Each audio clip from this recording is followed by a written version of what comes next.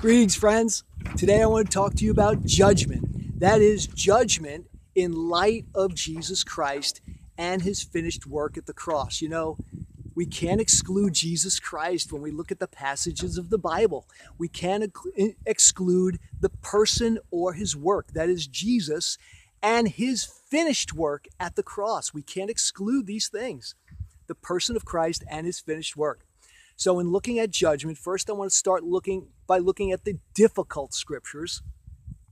That is Revelation 11:18, which says that God will destroy those who destroy the earth. The Apostle Peter, who says in 2 Peter 3:7 that the present heaven and earth are reserved for fire, kept for the judgment of the ungodly and the destruction of ungodly men. And even the Apostle Paul, in 1 Corinthians 3:17, he says that God will destroy those who destroy the temple of God.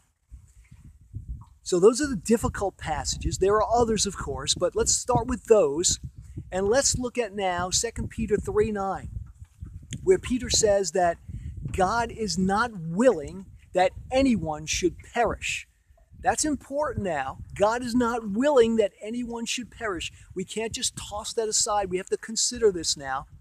If God is not willing that any should perish, how is it that some can perish? Can someone perish through ignorance because they never heard the gospel? Can someone perish because they refuse to believe my presentation or your presentation of the gospel? God is not willing. I know what you're thinking. We all have free will. Okay. Well, is our will going to prevail over God's will? God's not willing. Are you willing to perish? And if you're willing to perish, is your will somehow going to prevail over God's will? Let's look at now 1 Timothy 2:4.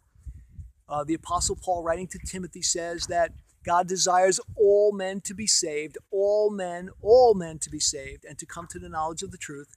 That means that God hasn't excluded anyone. He desires all men to be saved. No one is excluded. 1 Timothy 4:10, the Apostle Paul writes, he says that, for it is for this we labor and strive, because we have fixed our hope on the living God, who is the Savior of all men. There it is again, the Savior of all men, especially of believers. No one is excluded. God is the Savior of all men. So, again, how is it that someone can perish? God's not willing. He desires all men to be saved. If you're willing, that means that your will has to prevail over God's will. You know, I heard William Paul Young speaking, and he said that on the subject of judgment, that judgment in most cases of the Bible, most scriptures that refer to judgment, it's referring to restoration. It's restorative. And I'm considering that right now, you know, in light of Jesus and the finished work of the cross. Of course, I'm not excluding the difficult scriptures. We just considered those.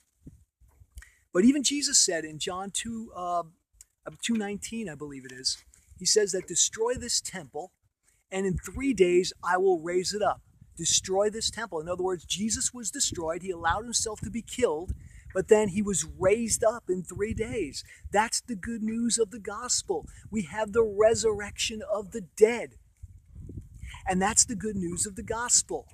So perhaps destroy isn't really a very good translation, you know, because it's men that translated the scriptures, and they do so from their own paradigm. So again, where do we go from here? We have to look at what Jesus said again in John 10:10. The thief does not come except to steal and to kill and to destroy. I have come that they may have life, and that they may have life more abundantly. Jesus is not the destroyer. He's the life giver.